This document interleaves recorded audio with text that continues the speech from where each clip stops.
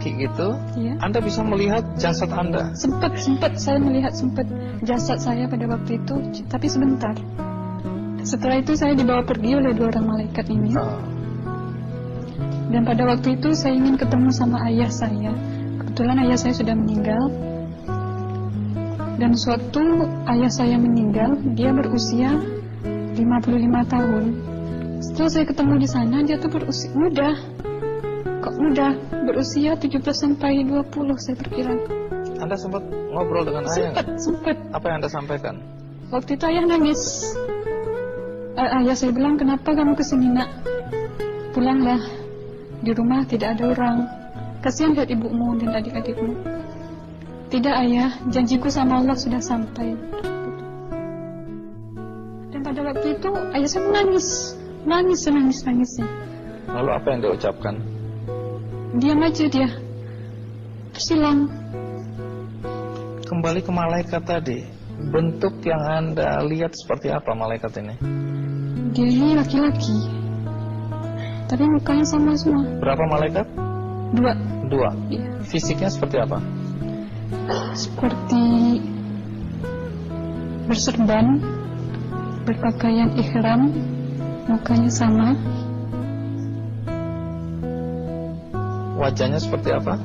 Wajahnya sulit saya gambarkan. Yang jelas dia ini sama. Dua-dua itu sama rupanya.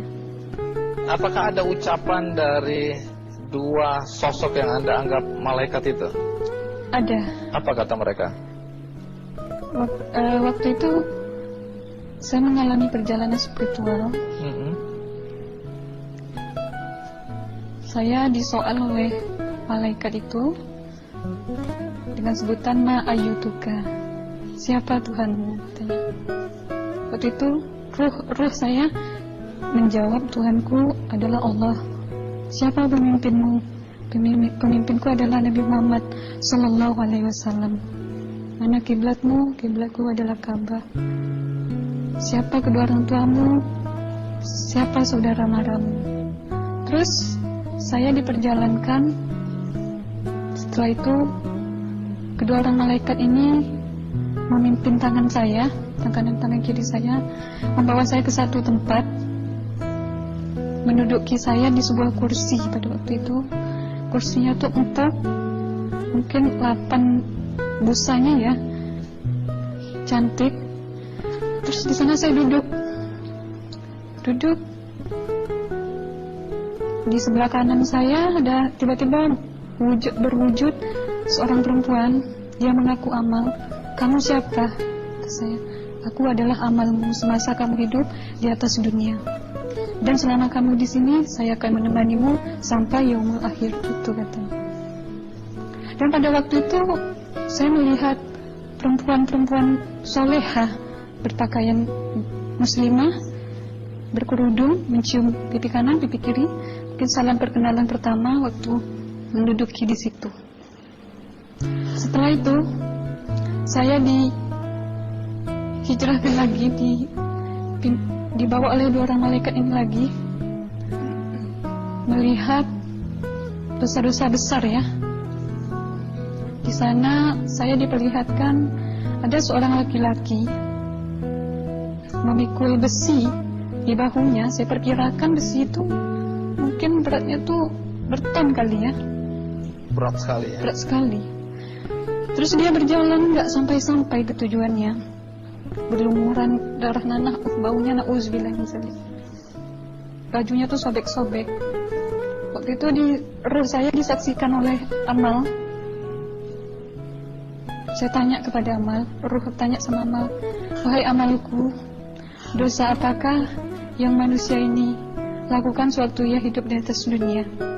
Amal menjawab pada waktu itu, sewaktu manusia ini di atas dunia, dia ini adalah menyantet orang, meneluh orang, sehingga dia berjalan nggak sampai yaumul akhir katanya. Yang kedua, saya melihat ada seorang laki-laki saling bunuh membunuh. Sebentar kayak gitu lagi. Waktu itu kan suatu manusia ini hidup di atas dunia, dia adalah seorang pembunuh hingga dia tidak mau bertanggung jawab terhadap orang yang dibunuhnya. Terus yang ketiga, saya melihat ada seorang laki-laki dihujam kemaluannya pakai besi panas, timah panas itu ya, hingga menembus. Waktu itu saya bilang sama amal, wahai amalku, dosa apakah yang manusia ini hidup di atas dunia? Amal waktu itu menjawab, suatu manusia ini hidup di atas dunia, manusia ini adalah seorang perzina. Setelah itu saya melihat ada seorang laki-laki disebati oleh rotan. Rotannya itu menyebati kulitnya tuh hingga lepas daging sama kulitnya. Itu amal menjawab, suatu manusia ini hidup di atas dunia, dia ini tidak pernah sholat Islam, hingga waktu matinya pun dia tidak mengucap 2 kalimat syahadat. Dan pada waktu itu roh sama amal sempat menghafiz Quran pada waktu itu dengan harapan supaya orang manusia yang Allah siksakan ini bisa terampuni dosanya. Jadi masih sempat waktu itu ya? Iya, ruh sama amal yang menghafiz Quran, bertahzim, bersalawat, baca ayat 1000 dinar, membaca Yasin. Tapi sayang, bahkan tambah banyak Allah tidak mengampuni dosa-dosa mereka, sayangnya. Setelah itu, akhirnya yang terakhir kali berzikir. Zikir saya pada waktu itu, subhanallah walhamdulillah wala ilaha illallah wallahu akbar la haula wala quwwata illa billahil aliyyil azim. Sekuat-kuatnya nada saya berteriak, tiba-tiba saya merasakan detik jantung ya. Waktu itu mungkin paman saya yang menyaksikan. Itu saya koma. Disitulah sebenarnya Anda kembali ke jasad ya? Iya. Benar. Jadi banyak sekali Anda menyaksikan kejadian-kejadian di alam sana ya.